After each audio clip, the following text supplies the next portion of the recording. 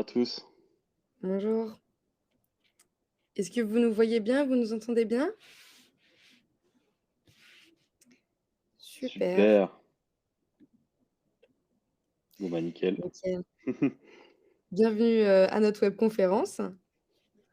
Alors est-ce que c'est, votre première re webconférence ou est-ce que, il y a des habitués, parmi vous?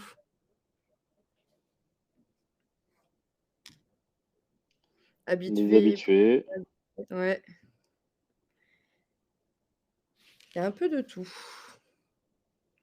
ça y va sur le Alors chat là, vous êtes, très actifs. ouais, ça défile. Alors pour ceux, pour qui c'est la première fois, sachez que, l'ADI propose, des webconférences une fois par semaine, souvent le mardi, sur, des sujets très divers, qui touchent à l'entrepreneuriat. Du coup, si vous voulez aller, voir sur notre site qui est adi.org, vous pourrez y trouver le programme des webconférences et vous inscrire, à celle qui vous intéresse. Voilà.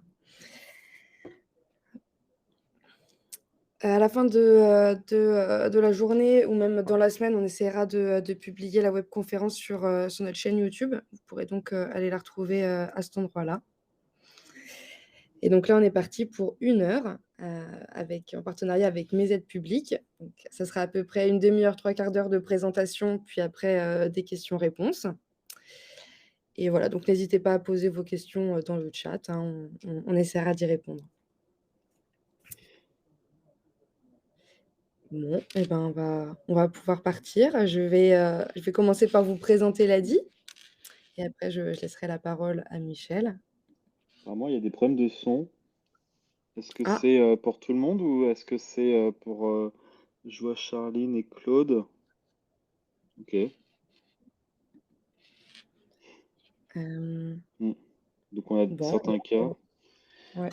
C'est, alors on recommande peut-être de tester un autre navigateur si le son, bug. Mmh. Bon allez, je pars sur la présentation de l'ADI. Donc, nous sommes l'ADI, c'est l'association pour le droit à l'initiative économique. On existe depuis, plus de 30 ans et on est reconnu, d'utilité publique. Alors notre but, c'est de défendre l'idée que chacun peut entreprendre s'il a accès à un crédit et à un accompagnement professionnel et personnalisé. C'est pourquoi on finance, les entrepreneurs, qui n'ont pas accès au crédit bancaire, classique.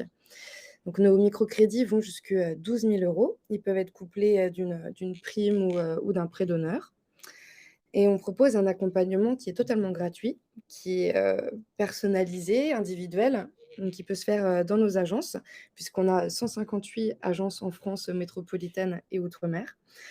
Il peut également se faire en ligne puisque sur notre site adi.org, vous pouvez trouver, nos outils, donc par exemple des fiches pratiques, les webconférences, mais ça peut être aussi, «Je construis mon projet» qui est un outil qui vous aide à créer votre, business plan.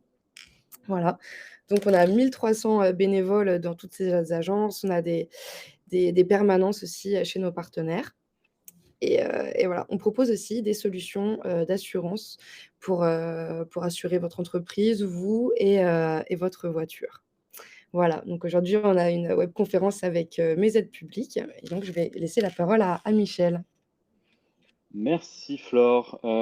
Donc pour me présenter rapidement, je m'appelle Michel Struck, je suis le fondateur et président de Mes Aides Publiques, Infogreffe. Donc on est, pas un cabinet, on est un outil qui, permet de rendre accessible l'ensemble des aides publiques dédiées aux entreprises. Donc le but, c'est qu'au lieu de passer du temps à chercher sur, tous les sites qui existent, où se trouvent les aides publiques, vous les avez au un seul endroit, c'est Mes Aides Publiques et je vous montrerai peut-être un petit peu tout à l'heure, à quoi ça ressemble. Mais, l'important c'est que, là, je fasse pas de la vente, mais surtout que je vous apprenne, peut-être deux trois trucs sur les aides publiques. On va essayer, au bout d'une heure que vous ayez, l'ensemble des, prérequis nécessaires pour comprendre la matière et que vous puissiez justement être autonome sur le sujet ou alors avoir les bons réflexes pour contacter la bonne personne. Très rapidement aussi, Infogreffe, qu'est-ce que c'est? C'est la réunion de l'ensemble des greffes des tribunaux de commerce au sein, d'un GIE, donc c'est une sorte d'association, dans laquelle on peut réaliser l'ensemble des formalités de l'entreprise et ce de manière officielle. Donc ça veut dire que pour la création de votre entreprise, vous pouvez le faire sur le site d'Infogreffe. Donc c'est, les tarifs, fixés par l'État pour immatriculer votre entreprise. Et ensuite, toutes les autres démarches de la vie de l'entreprise se passent aussi sur Infogreffe. Donc nous, on est en partenariat avec eux, et ce qui fait qu'aujourd'hui, on s'appelle Mes aides publiques Infogreffe. Euh, Jusque-là, on est bon sur la présentation. Donc, sur rapidement mon parcours, à la base, moi, j'étais avocat fiscaliste et j'ai décidé de ne pas prêter serment pour me consacrer à mes aides publiques, qui d'ailleurs s'intéressaient d'abord que aux aides fiscales, qui est une sorte d'aide publique. Et on va voir justement quelles sont toutes les sortes d'aides qui existent. Et on a décidé de s'élargir à l'ensemble des aides publiques qui existent. Oui, c'est une autre forme de serment dans un sens. J'essaie de vous suivre un peu sur les commentaires. Vous êtes très très actifs, hein. Donc là, on est 140 personnes. Je vous propose qu'on commence.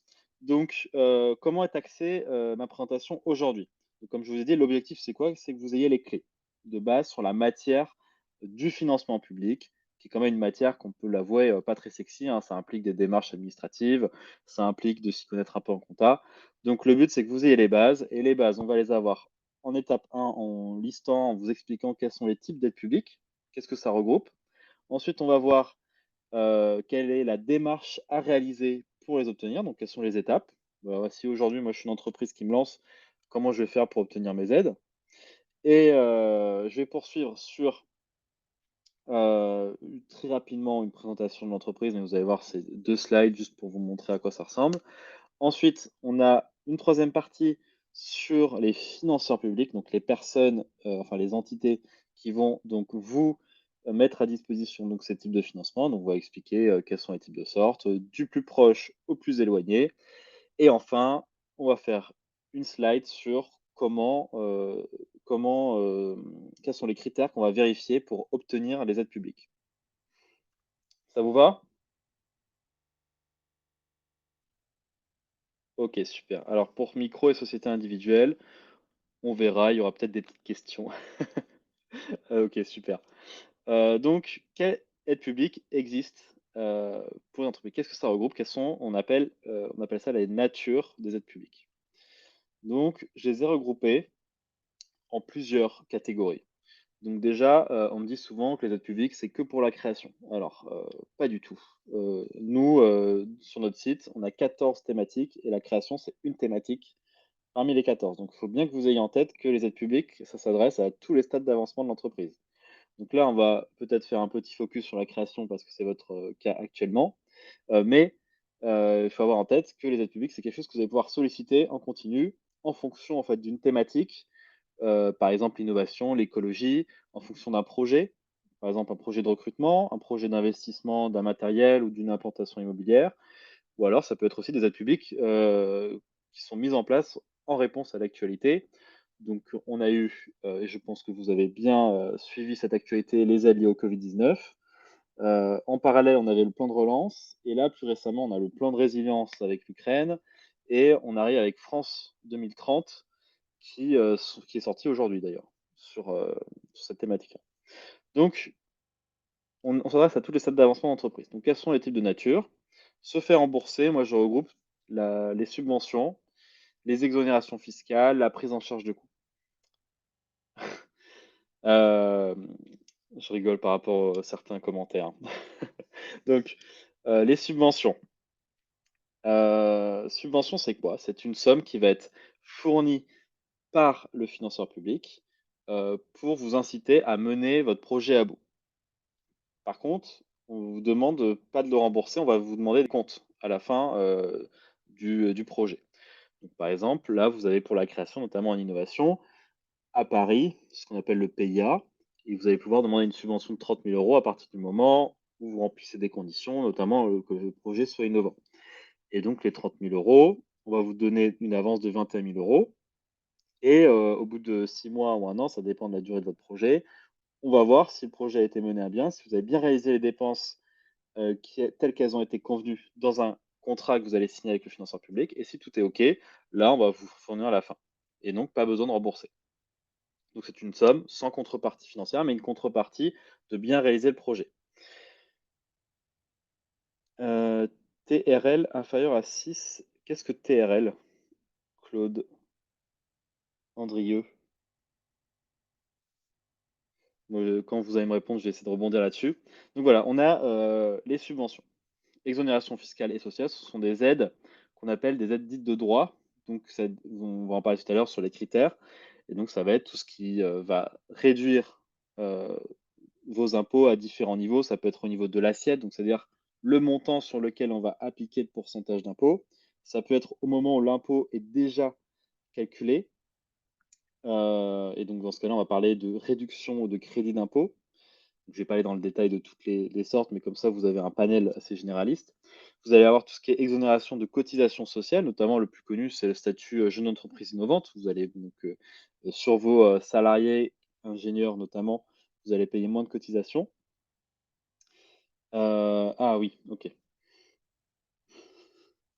Vous faites plein de blagues dans les commentaires. Ok. Vers qui se tourner pour obtenir la subvention? Ça, j'en parle juste après, donc c'est la partie financeur public, justement. Donc se faire rembourser, voilà, j'ai regroupé ces natures des aides-là. Les prêts avantageux, donc c'est une autre grande catégorie d'aides, hein, ça c'est moi qui ai donné ces noms-là. Les vrais noms, ça va être des prêts d'honneur, des garanties de crédit, des avances remboursables. Donc prêt d'honneur, c'est quoi? Prêt d'honneur, c'est un prêt à taux zéro qui ne demande pas de caution personnelle. Très avantageux. Garantie de crédit, ça va vous aider à obtenir un crédit d'impôt, donc parce que voilà, votre caution personnelle va être remplacée par un financeur public. Donc ça, on le voit souvent chez la BPI ou la CIAGI. Et on a aussi dans les prêts des prêts plus facilement accessibles. Et c'est là où l'ADI intervient. Donc l'ADI intervient. euh, c'est vrai qu'il y a des questions pointues. Mais à la fin de chaque slide, je vais vous laisser un temps justement pour les questions. Je vais essayer d'y répondre, comme ça va créer un peu plus d'interactivité. Donc, je reviens sur des prêts qui sont plus facilement accessibles, donc notamment celui de l'ADI. Et là, peut-être que je repasserai la parole à Flore si jamais tu veux détailler, qui sont des prêts qui vont pouvoir vous soutenir soit la création, soit le développement de votre entreprise, avec des conditions beaucoup plus souples. Où là, on va plutôt miser sur l'adéquation entre vous et votre projet pour l'obtention. Flore, tu veux rajouter une petite précision là-dessus? Non, enfin, on a qu'un critère, d'éligibilité, c'est, le fait de ne pas avoir accès au crédit, bancaire pro et voilà, sinon vous pouvez, selon, enfin, si vous avez tout type d'activité, tout type d'envie de statut juridique, vous pouvez vous adresser à nous et que ça soit pour la création de votre entreprise, ou pour son développement. Voilà. Voilà. Alors, l'ADI, contrairement à ce que je disais tout à l'heure, c'est pas un prêt d'honneur, c'est un prêt plus facilement accessible. Donc, la différence, c'est que le prêt d'honneur sont à taux zéro et que c'est considéré comme une aide publique. Et l'ADI est également une aide publique, mais implique un remboursement avec un taux, des garanties de crédit, etc. Pardon, pas des garanties de crédit, mais des garants. Ensuite, on va aller sur le reste des aides publiques qui existent. Donc, vous avez notamment la notion d'appel à projet, donc qui sont comme des appels d'offres, dans laquelle on va répondre, on va demander, enfin, un financeur public va demander de répondre à un cahier des charges.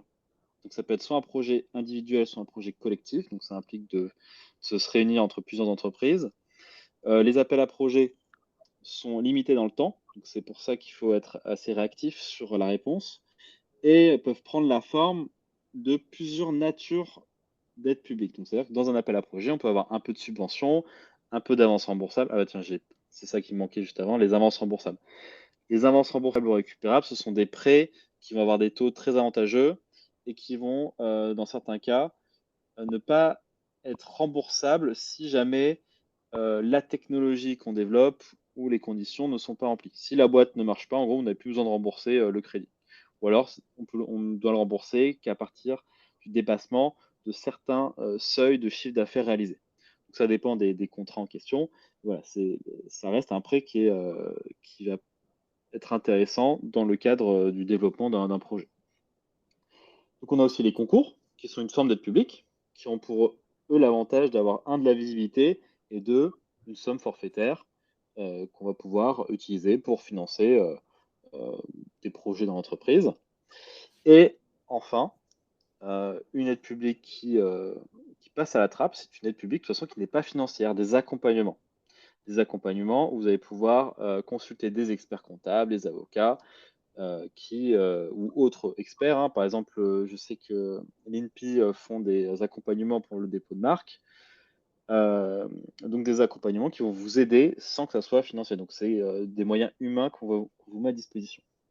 D'ailleurs, sur des questions très spécifiques, il faut avoir en tête que donc moi, je gère une entreprise qui recense les aides. Donc on a plus de 4 500 dispositifs aujourd'hui. Donc je ne suis pas du tout exhaustif sur l'existence des aides publiques. Maintenant, moi, je ne monte plus de dossier. Donc si jamais vous avez des questions sur tel ou tel dispositif, est-ce que ça existe, qui contacter? Donc soit j'ai déjà traité et je vais pouvoir vous répondre, soit je vais tout simplement vous renvoyer vers la bonne source pour que vous puissiez vous-même trouver l'info.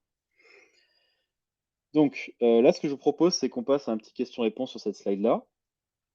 Euh, les appels à projets peuvent-ils concerner tous les projets? Y a-t-il des critères spécifiques ou des exclusions? Oui, tout à fait.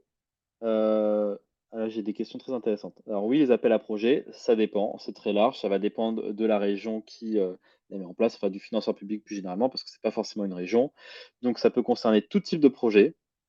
On peut avoir des projets culturels, des projets, dans l'agriculture, des projets plutôt industriels, donc ça va vraiment dépendre du financeur public. Les critères sont toujours spécifiques et en effet, il y a des exclusions. Et donc tout ça, vous allez les retrouver dans le cahier des charges de l'appel à projet ou le règlement d'intervention, ça dépend. Donc c'est le document qui va expliquer tous les critères. Ensuite, est-ce qu'il y a des aides spécifiques pour les femmes? Alors oui, tout à fait, on a une catégorie dédiée à ça, alors nous, notre version gratuite du site, elle n'est pas encore disponible. Elle est pour l'instant que sur notre version payante, mais en effet, il y a dans ce qu'on appelle les publics cibles, les femmes qui sont concernées, donc on a des aides publiques dédiées aux femmes. Mais donc vous pouvez trouver assez rapidement l'info en tapant, accompagnement, femmes entrepreneurs. Donc vous avez des réseaux, d'entrepreneuriat féminin, des pré-donneurs dédiés à l'entrepreneuriat féminin et certains cas, on va favoriser justement la création d'entreprise. D'ailleurs, on constate assez tristement que les femmes restent assez peu représentées dans l'entrepreneuriat. Donc c'est, justement un moyen d'encourager. Dans la public cible, on a d'ailleurs aussi, en plus des femmes, les jeunes, ce qu'on appelle les inactifs, donc les personnes qui sont actuellement au chômage. On a aussi toutes les personnes qui sont en situation de handicap. Donc, pourquoi on a ces publics cibles? On a aussi les seniors pour, être dans une démarche d'inclusivité.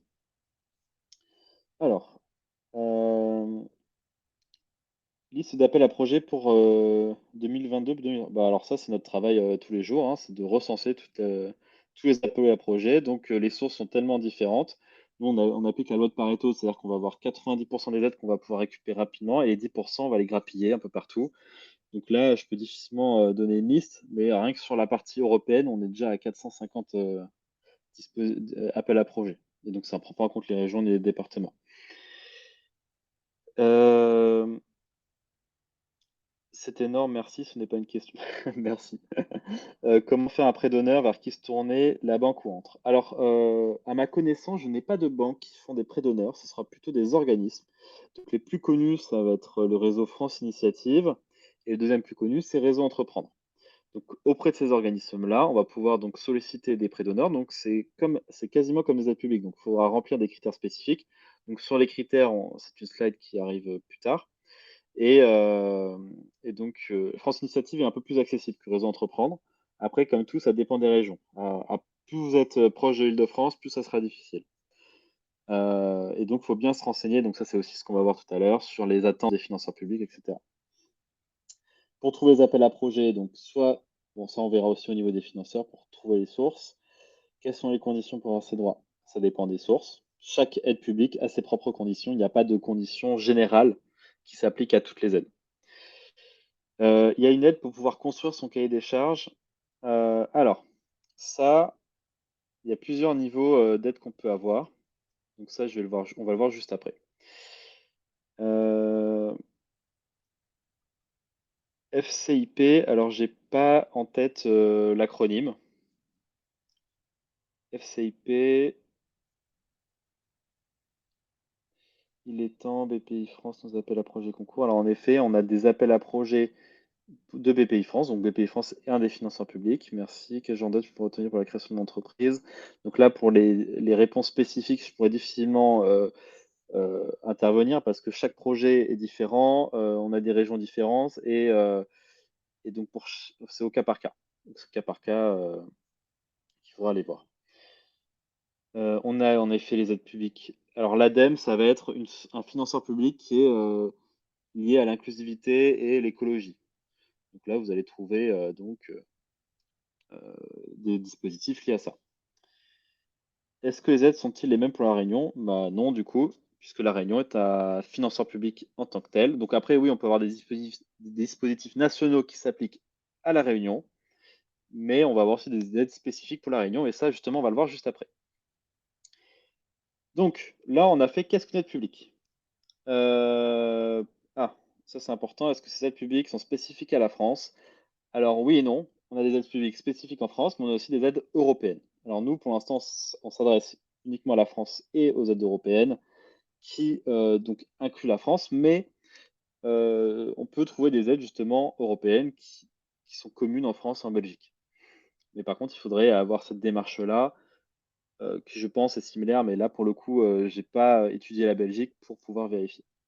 Et c'est pareil de manière dans tous les autres pays. Chaque pays a son propre système de financement public. La règle à connaître, par contre, d'un point de vue européen, c'est qu'en fait, les aides publiques, c'est interdit par défaut. Pourquoi? Parce qu'il y a une liberté d'entreprendre et de création de société. Et donc, si l'État intervient dans la création de société par les aides publiques, c'est un avantage qu'il donne et qu'il ne donnerait pas à une autre entreprise. Donc, ils ont créé ce qu'on appelle des régimes d'exemption, enfin des exceptions, pour qu'on puisse justement financer les entreprises via des aides publiques. Et c'est pour ça qu'il y a tous ces critères-là. C'est pour ça que c'est rigoureux. Parce que il faut bien qu'on justifie pourquoi on avantage cette entreprise-là et pas une autre. Donc maintenant, on va passer à comment. Heu, Oui, Si tu veux, Michel, tu peux prendre les questions à la fin et continuer la ouais, présentation, comme ça, on fera tout d'un le coup. délai, le délai avance. Ok. Ouais. Ouais, je suis un peu bavard. Est-ce alors donc qu'est-ce qu'une aide publique? Les démarches possibles. Je vais essayer de vous montrer une manière de faire pour voilà, moi je suis une entreprise, comment je vais faire pour trouver mes aides publiques? Bon, l'étape 1, ça va être d'identifier les dispositifs. Identifier les dispositifs, c'est-à-dire faire une recherche. Donc là, actuellement, comment je fais ma recherche? Bah, il faut que je parte du plus proche au plus éloigné.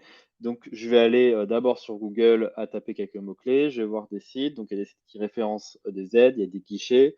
Ensuite, je vais aller sur le département, ma ville, ma région, la BPI, et cetera, et cetera. Donc là, l'étape 1, c'est la recherche et en effet, ça implique, de l'investissement, ça implique du temps, il faut lire les dispositifs, il faut voir si ça colle à notre cas et cetera. Des fois, il faut appeler le financeur public pour lui demander parce que tout n'est pas sur son site. Donc il y a un gros sujet à ce niveau-là. On m'entend plus. Est-ce que vous êtes seul ou c'est que moi? Son OK? OK, merci. Merci pour votre retour.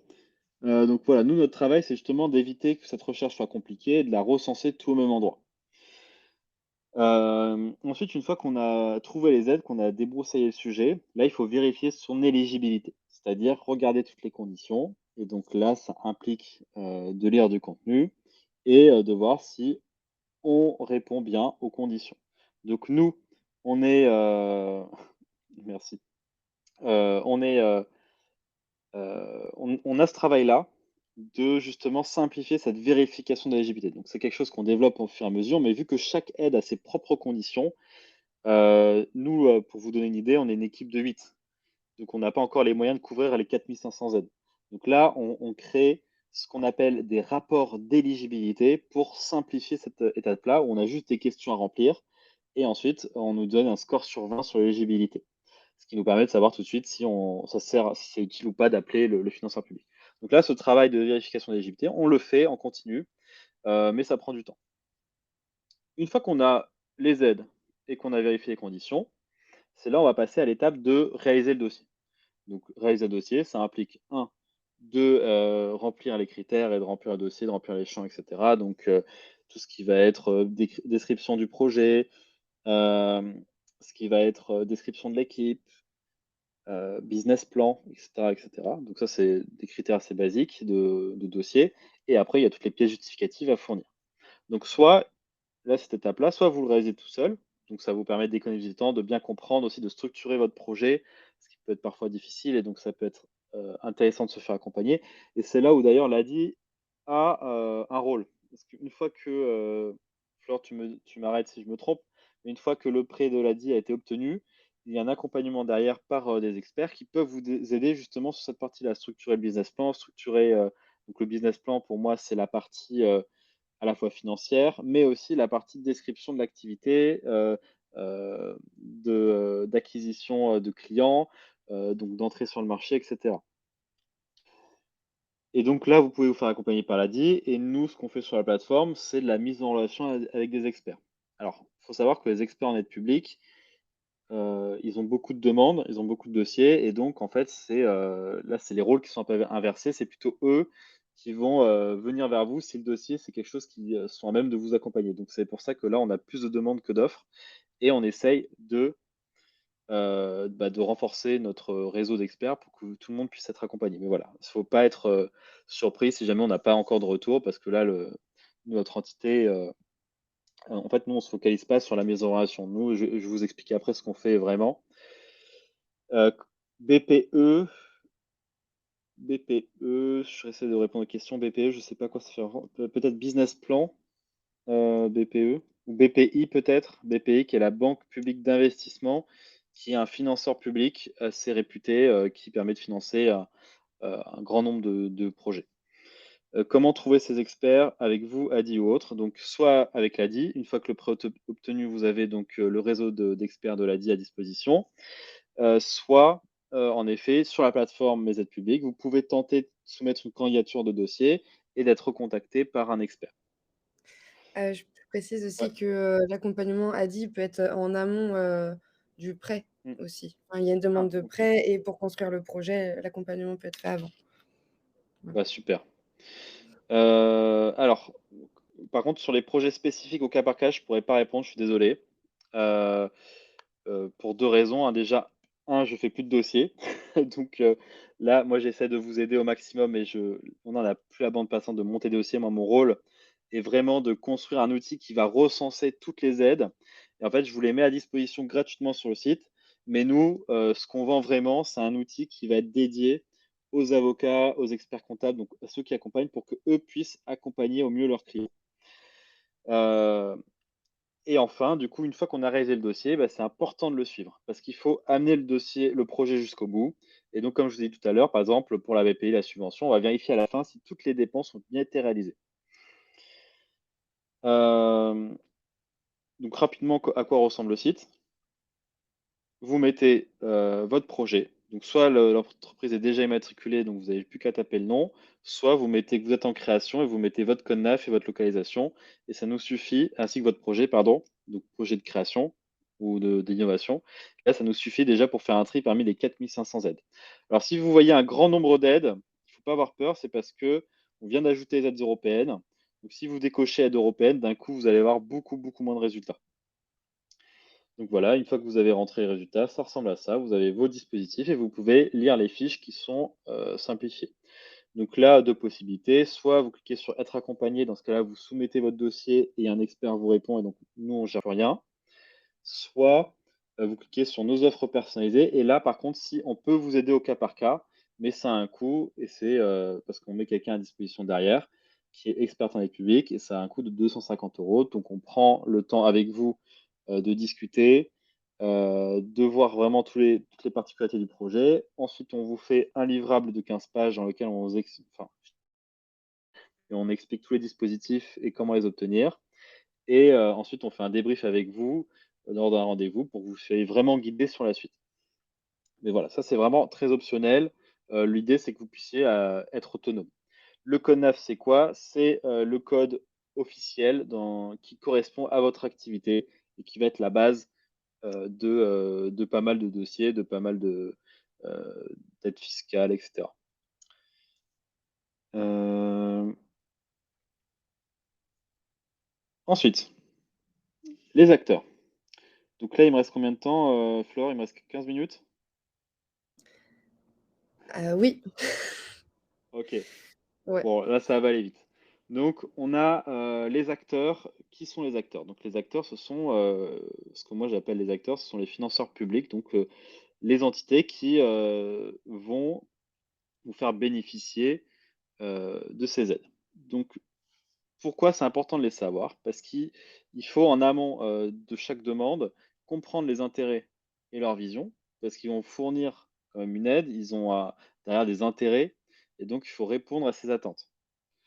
Heu et l'autre intérêt, c'est de connaître les nouveaux dispositifs qui sortent. Donc ça, vous le faites grâce à notre site, soit vous pouvez tout simplement vous connecter directement avec ces financeurs publics-là pour avoir, par exemple, une veille où vous allez recevoir les nouveaux dispositifs qui sortent. Donc, qui on a? Du plus proche, on va avoir, les réseaux d'entrepreneurs. Ah bah, voilà, je l'ai cité, Actionnel. Je ne sais pas si elles existent encore, mais c'était un réseau en tout cas, d'entrepreneuriat féminin. On a Réseau Entreprendre, France Initiative, donc vous pouvez les contacter. L'intérêt, c'est le prêt d'honneur et l'accompagnement. Ah, merci, Maxime. Parce que c'est vrai que j'ai pas vérifié juste avant de venir, mais c'est super. Donc ça, c'est des réseaux qui sont très intéressants à contacter parce que vous allez être en plus heu, dans une ambiance une atmosphère d'entrepreneuriat qui peut être très stimulante, surtout au début. Bon, bah, super. Donc ça, c'est premier type de financeurs à contacter. Et donc d'ailleurs, ces financeurs sont eux-mêmes financés par des fonds européens en partie, et c'est pour ça qu'on parle d'aide publique, parce que indirectement, c'est vous qui allez bénéficier de ces financements européens. Je fais un petit aparté de 1 minute, c'est qu'il y a une limitation d'aide publique. C'est-à-dire que vous ne pouvez pas obtenir autant d'aide publique que vous voulez. On a des plafonds, et en chaque thématique, ce qu'on appelle les régimes d'exemption, ont des plafonds différents. Le plus connu, c'est les aides dites de minimis, où c'est 200 000 euros, et il y a un calcul à faire. Soit c'est par exemple de la subvention, et dans ce cas-là, on va piocher, toute la somme des 200 000 euros. Par exemple 30 000 euros, bah, ça va piocher, 30 000 euros des 200 000 euros. Par contre, pour un prêt, c'est un peu particulier parce que vu qu'on doit le rembourser, bah, on va pas vraiment, par exemple, si je reçois 50 000 euros de prêt, bah, c'est pas 50 000 euros vraiment d'aide publique puisque je le rembourse. Donc il faut calculer une équivalence qui va, heu, être piochée dans notre plafond, d'aide de minimis. Voilà, c'est un petit aparté pour vous dire qu'il faut penser qu'il y a des plafonds, et donc là, pour le coup, n'hésitez pas à demander à un expert qui vous explique, combien il vous reste, qu'est-ce qu'on prend en compte, et cetera. Donc ensuite, on va aller voir, la ville ou les communautés de communes, on va aller voir le département, on va aller voir la région, et donc là, déjà, on peut avoir plusieurs niveaux d'aide publique qui sont intéressants. Donc là, il ne faut pas hésiter à aller soit sur leur site, soit les contacter en direct parce que des fois, ils mettent pas en ligne leur dispositif. Ensuite, on va voir les entités nationales, donc par exemple l'INPI, DGFiP, donc les impôts, l'URSSAF, Pôle emploi, et cetera, et cetera. Donc là, chaque entité, elle va avoir sa propre thématique, ses propres champs d'activité, et cetera. Ensuite, on va aller au niveau européen. J'essaie d'aller plus vite, puisqu'on n'a plus beaucoup de temps, au niveau européen. Et donc là, vous allez avoir 2 types de fonds. Vous allez avoir des fonds, ce qu'on appelle structurels, des fonds thématiques. Les fonds structurels vont plutôt être mis en œuvre par, des agents locaux, donc par exemple les régions ou l'État. Oui, c'est en fonction du siège social de l'entreprise. Heu je voulais faire un petit point sur ce qu'on appelle les competitive calls, qui sont peu connus et qui, sont des dispositifs européens qui sont faciles à actionner. Donc essayez de regarder rapidement, tapez competitive call sur Google et vous allez tomber sur le site officiel Europa.ce, ou alors chez nous, vous allez les trouver aussi, et donc là, vous allez avoir des dispositifs qui sont faciles à actionner, sur des thématiques un peu plus précises. Pour l'artisanat, moi, ce que je recommande, c'est d'aller voir directement les chambres des métiers de l'artisanat. Mais on peut avoir des aides publiques qui, s'adressent aussi, à cette thématique-là. J'essaie de répondre à quelques questions quand même. Micro-entrepreneurs, alors les micro-entrepreneurs, c'est, le sujet qui fait débat. Je vais être assez cash, dans la grande majorité des cas, il y a assez peu d'aides pour les micro-entrepreneurs. On sera plutôt sur des prêts, comme de l'a dit. Pourquoi? Parce que, on demande assez vite du recrutement. On demande assez vite du recrutement. Mais voilà, il faut quand même, vérifier auprès des financeurs publics, notamment locaux, si par rapport à une thématique précise, on peut avoir, une chance. Avec l'INPI, voilà, là c'est pareil, il y a beaucoup d'aides, donc je ne pourrais pas les citer. Pour la création d'un cabinet de soins, c'est pareil, c'est une question spécifique. Ça, je ne pourrais pas y répondre tout de suite. Alors sur les financeurs, j'espère que ça a été clair. Donc on va partir à la dernière slide, qui est les critères. Donc quels sont les critères à prendre en compte quand on veut monter un dossier? Donc moi, j'ai séparé ça en 2 grandes catégories, des critères objectifs, donc par exemple la forme sociale de l'entreprise, l'activité, donc le code NAF, les années d'existence pour savoir si on est en création ou pas, la localisation et ensuite des critères liés au business plan, prévisionnel financier, et cetera. Donc ça va être tout ce que vous allez voir dans le dossier, soit dans le dossier d'appel d'offres, enfin d'appel à projet, pardon, de, règlement d'intervention, donc toutes les conditions qu'on va pouvoir lire. Donc ça, on va y répondre, ce qu'on appelle les critères objectifs et je voulais faire un petit point sur les fonds propres. En général, les fonds propres sont assez, voilà, c'est pas une notion qu'on a tous, acquis, par défaut à l'école, donc petit, heu, petit rappel là-dessus, les fonds propres, c'est un peu ce qui va assurer une garantie pour ceux qui vous prêtent, soit, de l'argent, soit ceux qui vous font confiance sur une subvention et donc, qu'est-ce qu'on intègre dans les fonds propres? On va intégrer le capital social, des primes d'émission, des obligations convertibles en actions, donc il y a toute une liste de comptes comptables qu'on prend en compte. Bon, le plus courant, ça reste le capital social, mais c'est souvent élargi, donc on appelle ça quasi fonds propres, aux comptes courants d'associés qu'on bloque. Donc les comptes courants d'associés, c'est quoi? C'est moi, alors moi, je crée ma boîte. Au début, je mets 2 000 € pour mon capital social, je le bloque et voilà, ça, c'est mon capital social, je l'ai mis. Mais par exemple, si je fais un virement à ma banque, donc c'est un simple virement, j'ai juste à rajouter, dans mes bénéficiaires ma banque et je mets 10 €, bah là, j'ai un compte courant de 10 € et dans certains cas, notamment ça, c'est bien pour les prêts d'honneur. Les prêts d'honneur, ils vont me prêter de l'argent à moi, mais ils vont m'obliger à mettre l'argent dans l'entreprise et donc là, ça me fait un compte courant. Par exemple, si j'ai un prêt d'honneur de 15 000 €, bah, je rajoute 15 000 € dans mon compte courant, mais tant que je ne l'ai pas bloqué, c'est pas du quasi fonds propres. Et donc là, pour le bloquer, je fais quoi? Je fais un contrat avec le financeur public en disant: «Voilà, heu, moi je vous prête les 15 000 €, heu, enfin, voilà, je vous prête les 15 000 € et vous les bloquez dans l'entreprise pendant 3 ans» et là, voilà, ça vous fait des quasi fonds propres. Et pourquoi c'est important? Parce que, pour 1 € de subvention, il faut justifier derrière qu'on a 1 € de fonds propres. Donc c'est-à-dire si je veux demander, 20 000 € de subvention, il faut que j'ai 20 000 € de fonds propres, qui soient déjà dans l'entreprise. Et celle-là, vous allez me dire que c'est le serpent qui mange la queue, parce qu'au début, on n'a pas beaucoup d'argent. Et donc, c'est pour ça que c'est important, de penser à l'effet de levier. Et typiquement, voilà, imaginons, je commence mon entreprise avec, 2 000 €, bah, je suis un peu bloqué, hein. Je peux pas demander plus, je peux pas mon max que je peux demander en subvention, ça va être 2 000 €. Donc là, qu'est-ce que je vais faire? Bah, je vais pouvoir aller voir l'ADI. L'ADI qui va pouvoir me donner jusqu'à 12 000 € de prêt à moi et ensuite, moi, les 12 000 €, je les mets dans la boîte. Donc ça me fait déjà 14 000 € de fonds propres. À condition que je les bloque, en disant: «Voilà, je bloque ça pendant 3 ans». Ensuite, je vais pouvoir aller voir, le réseau Entreprendre qui vont au réseau Entreprendre ou France Initiative ou un autre réseau en disant: «Bah, voilà, j'aimerais bien avoir, un prêt d'honneur». Donc si je remplis les conditions et cetera, que, je suis considéré comme un bon, que j'ai bien remboursé le prêt et cetera, parce qu'il y a quand même des critères d'endettement qu'il faut prendre en compte. Là, je vais pouvoir monter jusqu'à donc 14 000 € de prêt d'honneur. Et donc là, pareil, le prêt d'honneur sera à moi, que je vais remettre dans la boîte ensuite. Donc là, je monte à 28 000 € de fonds propres. Et donc là, je pourrais demander jusqu'à 20 000 € de subvention. Hem, voilà, c'était un petit point sur les fonds propres, un peu plus comptable, mais c'est quand même important de l'avoir en tête. Donc ça, c'est les critères objectifs. Donc, notamment, ces fonds propres, ces années d'existence, et cetera, qui vont conditionner l'obtention de l'aide. Mais on a aussi des critères subjectifs. C'est-à-dire, heu, des critères qui ne sont pas indiqués, dans les textes et qui vont être, plus humains ou, plus liés à l'expérience, plus empirique. Donc pourquoi je dis ça? Parce que derrière vous allez dans donc, je vous rappelle, on a les aides dites de droit où là on passe pas devant un comité, donc là on s'en fout des critères subjectifs, hein, notamment les aides fiscales.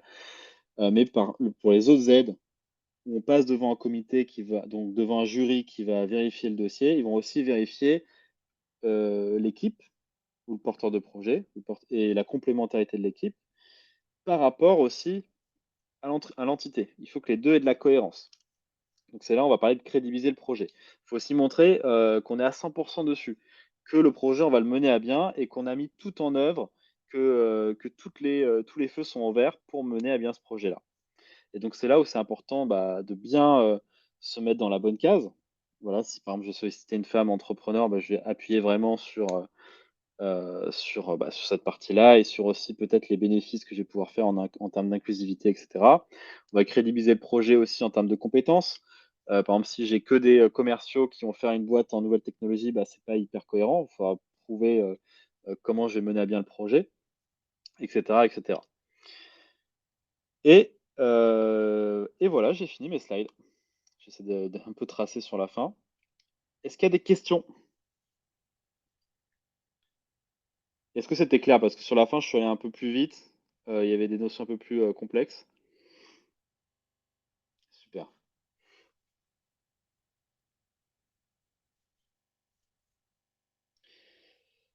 Bon, allez-y, vous pouvez y aller, sur les questions.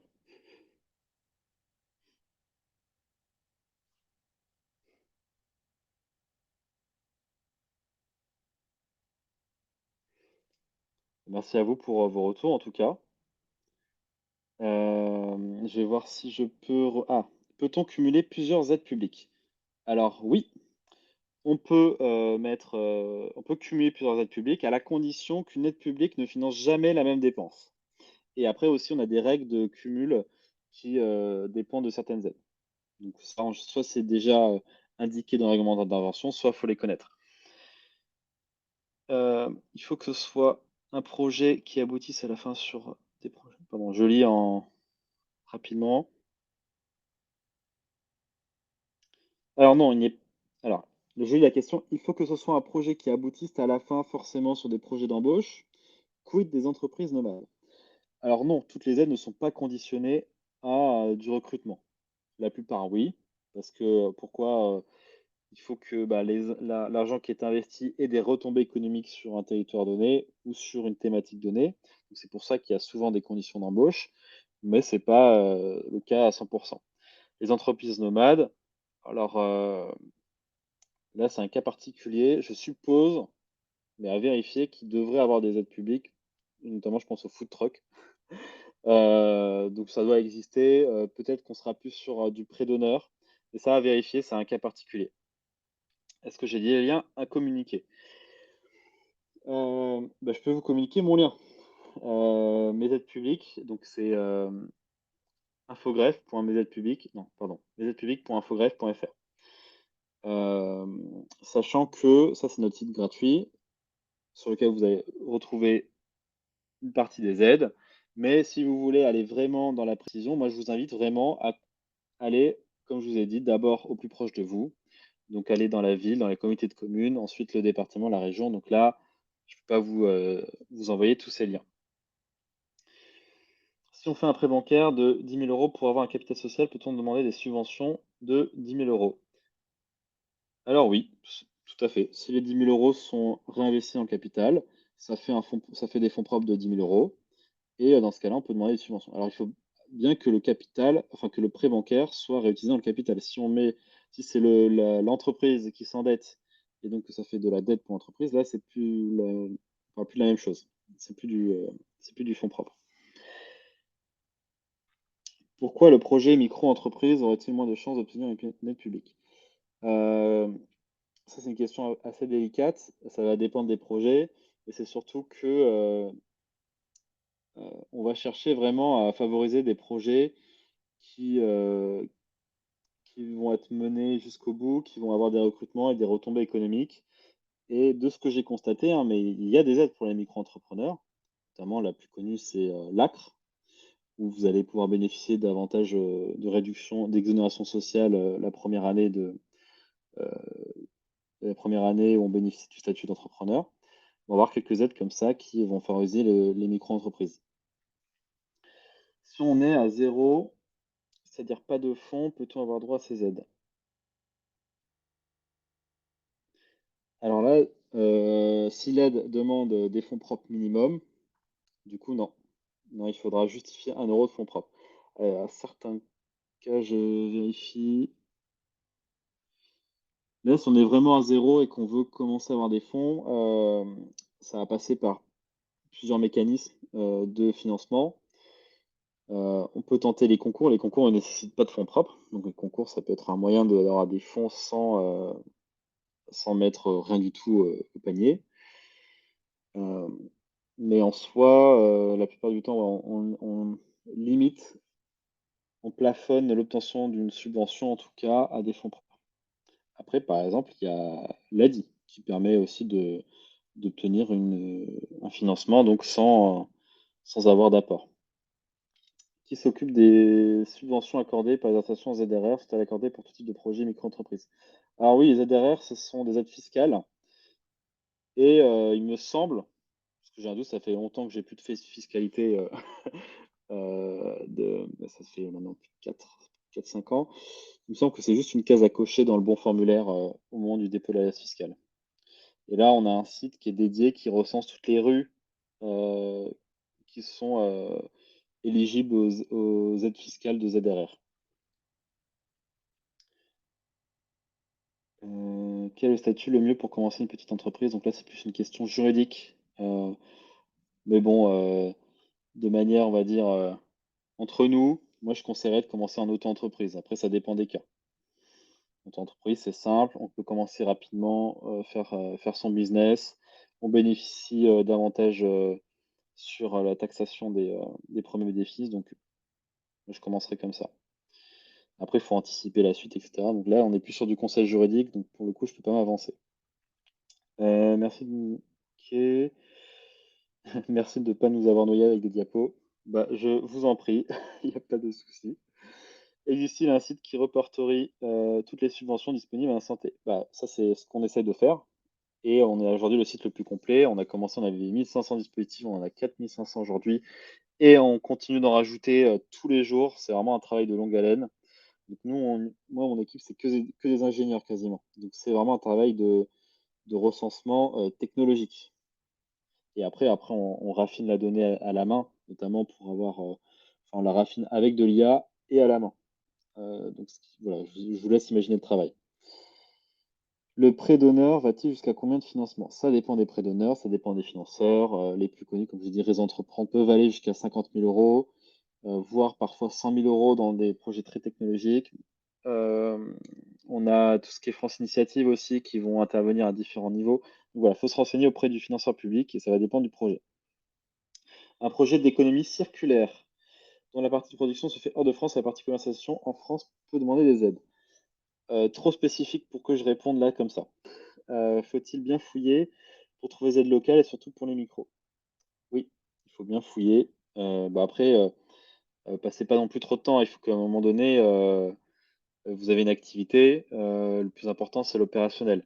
Pour les aides locales, contactez tout simplement les communautés de communes et éventuellement les CCI locales. Peut-être que des fois, elles ont des informations. Quelle différence entre auto-entrepreneur et micro-entreprise? Alors là, c'est une question juridique, je vais passer mon tour. Je crois que c'est un peu plus particulier, les différences, notamment il y a des implications fiscales, heu et en termes de statut, donc voilà, je préfère passer mon tour sur la question. Il faudrait que je vérifie tout ça avant d'expliquer. L'aide demande un garant, ça dépend, pas les prêts d'honneur ne demandent pas de garant. Oui, l'ADI demande un garant si pas de fonds propres. Alors là, je laisserai Flore, préciser si besoin.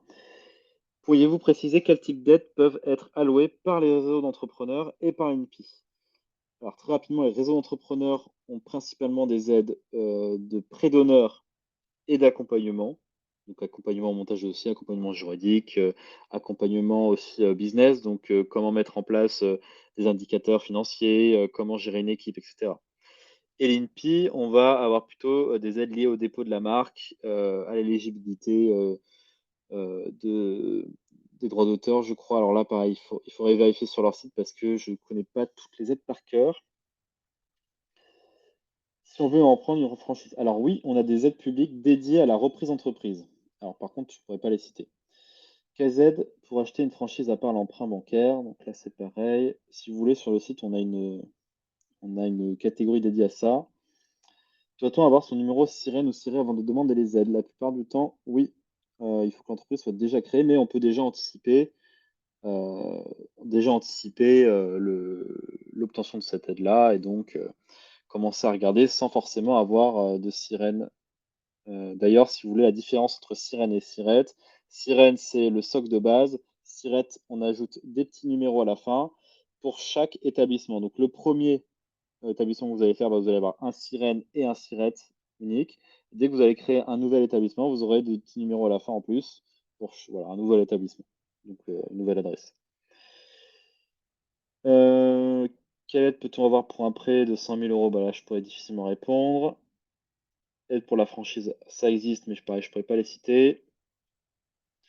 Donc les aides pour les franchises, je vous invite vraiment à regarder, mais voilà, on a une, catégorie dédiée à ça. Tous les projets sont-ils susceptibles de candidater à des appels d'offres? Là, pareil, ça dépend, c'est tellement large les appels d'offres. Imaginez que c'est, comme si un restaurant, mettait, une feuille sur, sa pancarte avec voilà: «Je recherche un serveur» et que vous avez pour une autre entreprise: «Je recherche, un expert comptable». Donc voilà, chaque, financeur public a ses propres critères, donc ça va dépendre vraiment du financeur et de l'appel à projet en tant que tel. Est-ce qu'il y a d'autres questions? Des aides pour prototypage, bien sûr. Toutes les aides, liées à la R&D, à l'innovation, donc ça va dépendre, le niveau enfin, le prototype en tant que tel. Est-ce qu'on est dans le cadre de la R&D ou de l'innovation? Et oui, on a des aides pour financer du prototypage.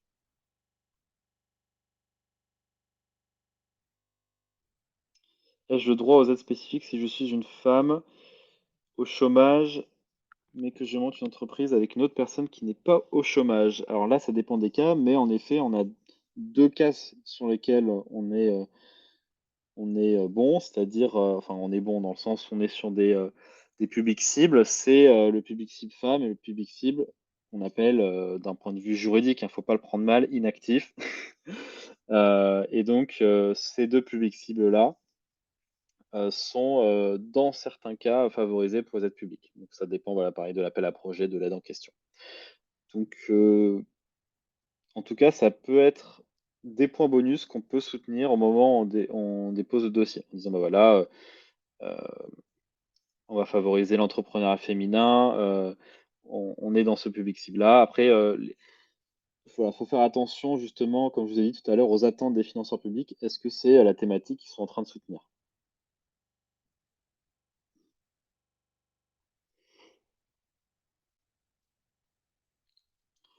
Ça dépend de l'aide publique.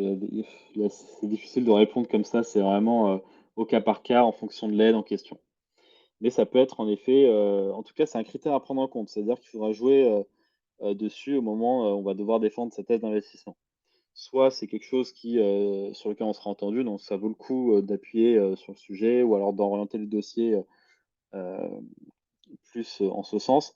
En tout cas, ce qui est important, c'est de pas dénaturer le projet. C'est-à-dire que votre projet, il faut qu'il le plus important, c'est d'arriver jusqu'au bout. C'est-à-dire que si, vous avez besoin d'être 2 pour y arriver, que chacun a ses compétences, bah, n'allez pas, exclure la personne juste parce qu'elle n'est pas, au chômage.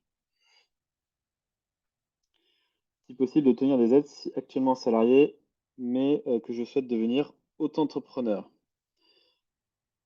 Alors oui, il y a même une aide spécifique à ça, je crois tout simplement, c'est le chômage. C'est-à-dire qu'il y a maintenant le chômage qu'il est possible d'obtenir, pour création d'entreprise alors qu'on est actuellement en salariat. Le chômage d'ailleurs qui est une des principales aides publiques, dont, enfin qui finance la plupart des projets. Si vous imaginez, vous avez 2 ans pour, travailler à 100 sur un projet.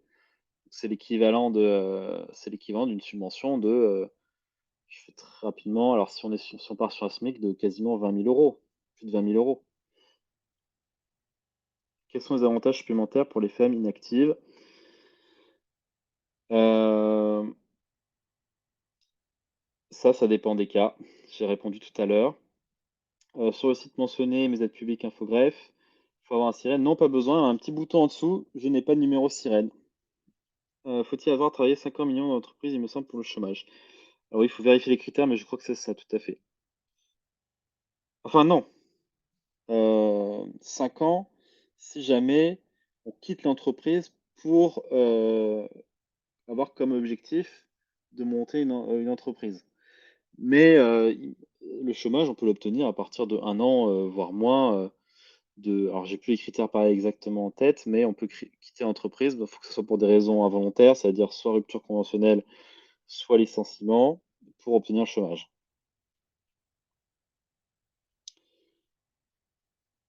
Ouais, surtout, il faut jamais démissionner. Sauf voilà, je parle pour le chômage, hein.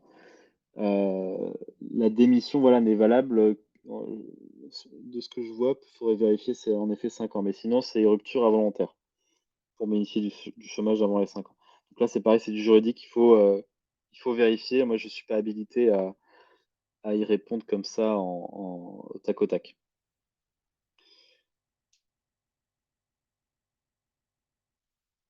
Je vois quelqu'un qui écrit.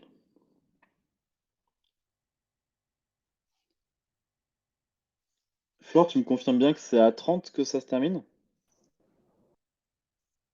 Oui, je te le confirme, c'est à OK. 30. Donc il nous reste 3 minutes encore. C'est ça. Merci beaucoup pour ces retours. Les termes sont très spécifiques. En effet, il faut vérifier. OK, merci beaucoup. Merci beaucoup. Je suis ravi de voir ces retours positifs, de pouvoir, aider, pardon, je mélange tout. Aider a dit, d'avoir pu aider, certaines personnes, d'avoir expliqué des notions vraiment, essentielles pour commencer, cette recherche d'aide publique, quelques notions de financement. Voilà, l'objectif, c'est surtout que vous puissiez mener à bien votre projet et gardez ça en tête que le financement, certes, c'est à prendre en compte, mais ça reste, quelque chose d'annexe, par rapport à votre projet. Le plus important, c'est vos compétences, votre vision et votre marché. Donc à partir de là, hem, votre marché d'ailleurs d'un point de vue là, c'est vraiment pragmatique, mais si vous avez des projets à impact et cetera, heu, c'est un peu différent. Donc voilà, j'espère que tout ça vous a aidé. Ce que je vous invite à faire, c'est soit aller sur le site, soit si vous voulez nous soutenir, comme je vous ai dit tout à l'heure, nous, la seule manière, dont on a pour, nous rémunérer, c'est de proposer un abonnement payant à des avocats, à des experts comptables ou à des conseillers pour qu'ils puissent, eux, ensuite accompagner leurs clients sur la partie publique. Et donc voilà, si jamais vous avez des copains avocats, experts comptables, n'hésitez pas à parler de nous. Et donc je vous souhaite plein du courage dans votre commencement d'entreprise. J'essaie de voir s'il y a d'autres questions. Non, bah, voilà, je vais finir là-dessus, hein. Merci beaucoup de votre attention et heu et je te laisse conclure, Flore. Je ne Ouais, sais pas ouais, comment ouais. conclure. Merci à Bah, toi. merci à tous pour votre participation. Merci beaucoup, Michel, pour ta Mmh participation mh. aujourd'hui. C'était super intéressant et Mmh puis, mh. bah, je vous dis, à la prochaine pour de, nouvelles, webconférences. Voilà, bonne journée. Au revoir. Merci beaucoup, au revoir.